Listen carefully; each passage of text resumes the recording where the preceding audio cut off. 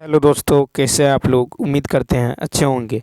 दोस्तों, इस वीडियो में मैथ प्रैक्टिस सेट पेपर देखने वाले हैं। यह वीडियो बीपीएससी ट्री 4.0 के लिए अत्यंत आवश्यक है, तो आप लोग लास्ट तक जरूर बने रहिएगा। तो चलिए शुरू करते हैं। क्वेश्चन नंबर जो है 101 से। कल हम लोग जो है क्वेश्चन नंबर 100 तक देख चुके थे। कहता पी और क्यू क्रमशः जो है 150,000 100 और 450,000 की पूंजी से एक दुकान जो है शुरू करते हैं। एक वर्ष के बाद 160,000 के लाभ में से पी को अपने लाभ का हिस्सा और कुछ जो है धन जो लाभ का हिस्सा नहीं है उसके वेतन के रूप में मिलता है। यदि पी को 70,000 मिलते हैं, ठीक है, तो उसे प्राप्त वेतन क्या है। तो देखिए, पी और क्यू के कुल पूंजी का अनुपात निकालेंगे तो 150 1 2 3 और 450 1 2 3, ठीक है। रेशियो ये 4 जीरो से 4 जीरो ख़त्म और 5 तिया 15 तिया कितना होगा 45। तो एक अनुपात कितना निकला 3, ठीक है। तो 1:3 निकला। इसमें पी का लाभ देखिए, पी का लाभ, तो पी का जो लाभ होगा वो होगा 1/4 अगुना में 1/4, ठीक है, गुना में कितना 160 और 1230, ठीक है। क्योंकि एक वर्ष के बाद इतना लाभ मिलता है तो यहाँ से कितना होगा 4 चौका 16 यानी 40,000। तो ए का निकल गया 40,000। अब देखो पी को प्राप्त कुल राशि, तो पी को जो प्राप्त कुल राशि है ये तो 70,000 है, ठीक। कितना है 70। तो पी का जो वेतन होगा, पी का वेतन कितना होगा, तो 70,000 पी का वेतन निकाल लीजिए। देखिए पी का वेतन निकलेगा 70,000 में से घटाएंगे 40,000 तो ये निकल जाएगा 30,000। कितना 30,000, ठीक है। तो पी का वेतन कर रहा है तो सी ऑप्शन। नेक्स्ट, फिर देखिए कि दो संख्याओं का अनुपात दे दिया गया है और उनका महत्तम समापवर्तक 4 है, तो लघुत्तम समापवर्त क्या है। तो यहाँ पे यदि देखें तो दो संख्या का अनुपात है 5:4 और महत्तम समावर्तक 4 है। तो यहाँ पे लॉसो बराबर क्या होता है, देखिए लॉसो बराबर होता है दो संख्याओं के अनुपात का गुणनफल, दो संख्याओं के अनुपात का गुणनफल गुने मौसो, ठीक है। लॉसो बराबर होता है दो संख्याओं के अनुपात का गुणनफल, तो होगा 5 गुने 4 गुना में यहाँ पे मौसो होगा, मौसो कितना है 4 है तो गुना में 4, तो 5 चौका 20 5 चौका 20 चौका 80, ए ऑप्शन, ठीक है। तो लॉसो बराबर होता है दो संख्याओं के अनुपात का गुणनफल गुना में मौसो। नेक्स्ट देखिए, कहता उस त्रिभुज का क्षेत्रफल ज्ञात करें जिसके शीर्ष 0.2 2,3 3,1 है। तो देखिए, तो त्रिभुज का क्षेत्रफल के लिए फॉर्मूला होता है 1/2 x1 y2 minus y3 plus x2 into y3 minus y1, ठीक है, y3 minus y1 plus x3 into y1 minus y2, ठीक है। तो ये हो जाएगा आपको 1/2 मोड x1 है कितना 0, तो 0 0 फिर y2 3 minus 1 y2 minus y, फिर x2 कितना है तो 2, फिर y3 माइनस y1 तो y3 है 1, y3 माइनस y1 यानी 2, ठीक है। 2 प्लस x3 कितना है 3, फिर होगा आपको y1 तो y1 है 2 माइनस y2 यानी 3, ठीक है। इसको सॉल्व करेंगे तो यहाँ से आपको आ जाएगा 1/2 0 plus 2 minus 1 plus 3 into minus 1, ठीक है। यानी इसको सॉल्व करेंगे तो ये आ जाएगा 5/2 यानी 2.5 वर्ग इकाई, ठीक है, 2.5, सी ऑप्शन। नेक्स्ट क्वेश्चन देखिए, 104 है कि इतना और इतना से होकर गुजरने वाली सरल रेखा का समीकरण ज्ञात करें। तो 104 में देखिए, तो दो बिंदु से होकर गुजरने वाली सरल रेखा का जो समीकरण होगा ये होगा ये होगा y माइनस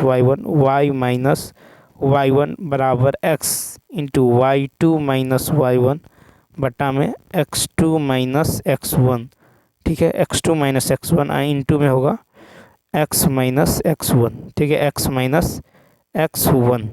तो याद रखना है, दो बिंदुओं से होकर गुजरने वाली सरल रेखा का समीकरण y माइनस वाई वन बराबर होता है आपको y माइनस वाई वन बराबर ये हो जाएगा y2 माइनस वाई वन बट्टा x2 minus x1 into x minus x1 into x minus x1।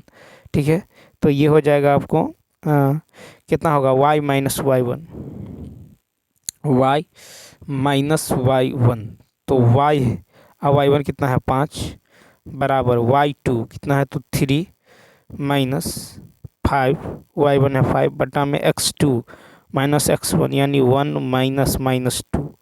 ठीक है, माइनस 2 इंटू है x माइनस x1, तो x1 कितना है माइनस 2। इसको सॉल्व कीजिएगा तो ये हो जाएगा y माइनस 5 बराबर माइनस 2/3 x प्लस 2 होगा।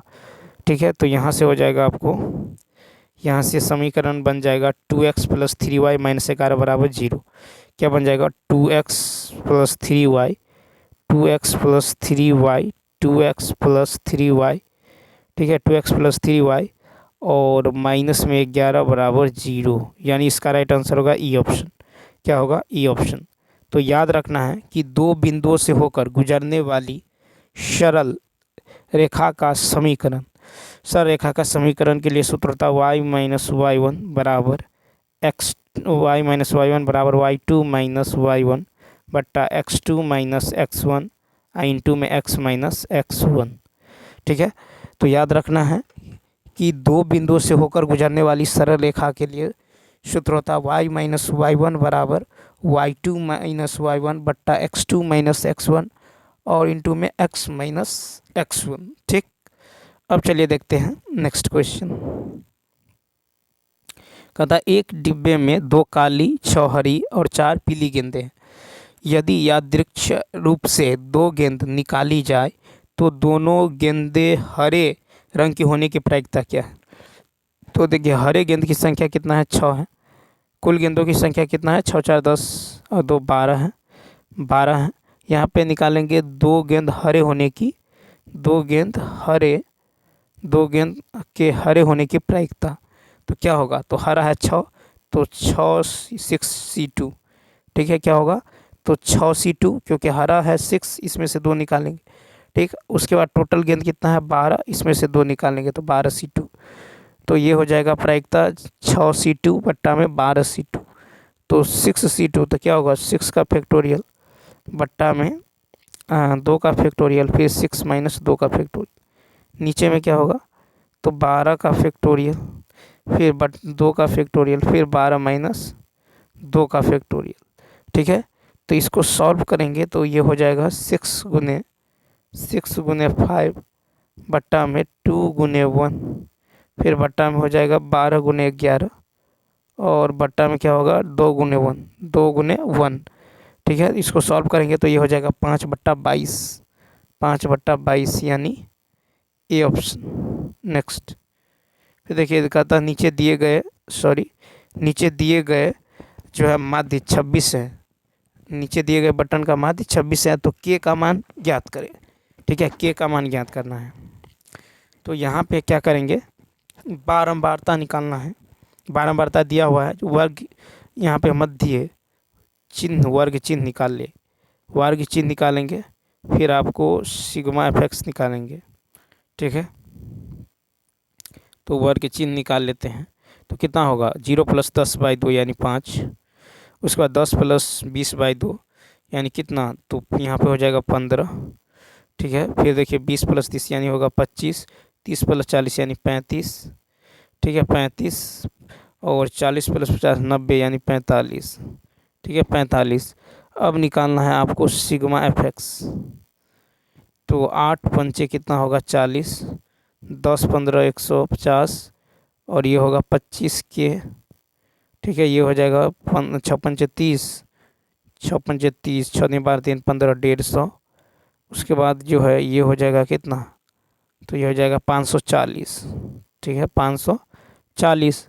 अब देखिए, अब यहाँ पे दे दिया गया है माध्य है कितना, तो माध्य है 26। ठीक है, माध्य कितना है, तो माध्य है आपको 26।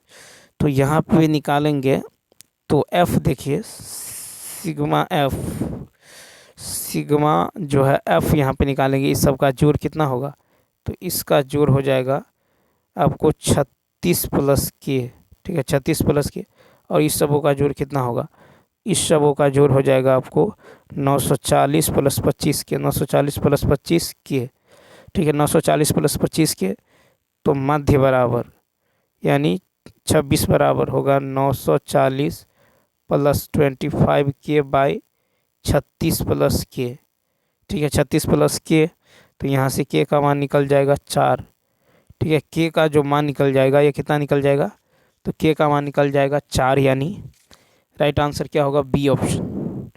ठीक है नेक्स्ट क्वेश्चन देखिए, दो संख्याओं का योग 66 है और उनके महत्तम जो है उनके महत्तम समापवर्तक HCF और लघुत्तम समापवर्तक कितना है, संख्याओं के व्युत्क्रम का योग। तो दो संख्याओं का योग दे दिया गया यानी x प्लस वाई दे दिया गया, ठीक है, तो उनके व्युत्क्रम का योग यानी 1/x जोड़ 1/y क्या होगा, X Y by X plus sorry ये हो जाएगा आपको, ये हो जाएगा, ये होगा x plus Y by X Y, ठीक है x plus Y by X Y, तो x plus Y by X into Y, तो x प्लस वाई का मान तो दे दिया गया है कितना 66 और बट्टा में x इंटू वाई, तो यहाँ पे x इंटू वाई जो होगा ये होगा 3 गुने 315, 3 गुने 315, क्योंकि पहली संख्या गुने दूसरी संख्या बराबर था 900 गुने 900, इसको सॉल्व करेंगे ये होगा 22 बट्टा में 315, 22 बट्टा में 315, यानी इसका जो राइट आंसर होगा ये हो जाएगा ए ऑप्शन। अब देखिए 108, क्वेश्चन नंबर 108 की यदि बात करें तो कहता है कि 450 इस यात्रियों से भरी एक रेलगाड़ी ने चलना शुरू किया, ठीक है, पहले स्टॉप पर उसने 1/9 यात्री नीचे उतारे और 20 नए यात्री चढ़ाए, दूसरे स्टॉप पर उस के समय के मौजूद यात्रियों का 1/6 यात्री नीचे और 19 यात्री जो है नए ऊपर जो है चढ़ाए, तो तीसरे स्टॉप पर रेलगाड़ी कितने यात्रियों के साथ पहुंची।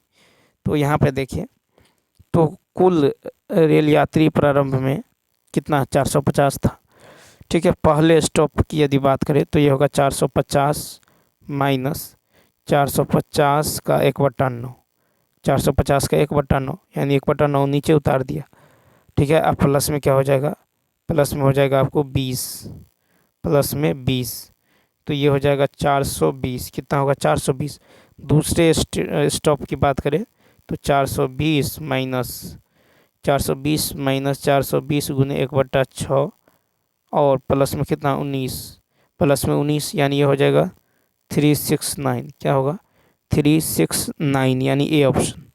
ठीक है नेक्स्ट क्वेश्चन देखिए, दशमलव प्रसार दशमलव के कितने अंक बाद समाप्त होता है। तो 109 में यदि देखें यानी कह रहा है कि 3/8 का दशमलव प्रसार, तो 3/8 भाग देंगे 0.375 आएगा, ठीक है, तो अतः 3/8 का दशमलव प्रसार जो है 3 अंक के बाद समाप्त होता है, कितने अंक के बाद, 3 अंक के बाद समाप्त होता है। नेक्स्ट फिर है कि x ने जो है 100 प्रश्न हल किए जिसमें से 340 अंक प्राप्त किए, यदि प्रत्येक सही उत्तर के लिए 4 अंक और प्रत्येक गलत उत्तर के लिए 1 अंक काट लिया जाता है तो x द्वारा सही उत्तर कितने थे। तो मान लीजिए कि माना कि x द्वारा दिया गया सही जवाब x, तो गलत क्या होगा, तो सही जवाब यदि x है और कितना अंक 4 मिलता है तो 4x, प्लस में क्या होगा, तो गलत के लिए होगा 100 माइनस में क्या होगा, क्योंकि 100 प्रश्न है तो 100 माइनस एक्स गुना में क्या करना पड़ेगा, -1 करना पड़ेगा, बराबर में कितना होगा 340, तो यानी देखिए 4x अब माइनस, तो ये हो जाएगा 4x, ठीक है 4x बराबर में होगा आपको 4x बराबर में -100 और माइनस माइनस प्लस x, ठीक है, ये बराबर किसके थे 340 के, ठीक है 340, 4 1 5x बराबर ये 100 उधर जाएगा तो 440, तो x का मान यहाँ से निकल जाएगा, x का मान निकल जाएगा 88, x का जो मान निकल जाएगा 88, तो अतः श्री एक्स ने कुल 88 प्रश्न सही उत्तर दिए। तो बी ऑप्शन क्या होगा? तो इसका राइट आंसर होगा बी ऑप्शन। तो चलिए दोस्तों, इस वीडियो में इतना ही। यदि यह वीडियो अच्छा लगा हो तो लाइक, शेयर और सब्सक्राइब करना न भूलें। साथ ही साथ कमेंट करके बताइए वीडियो आपको कैसा लगा। तो चलिए मिलते हैं नेक्स्ट वीडियो में। Thanks for watching.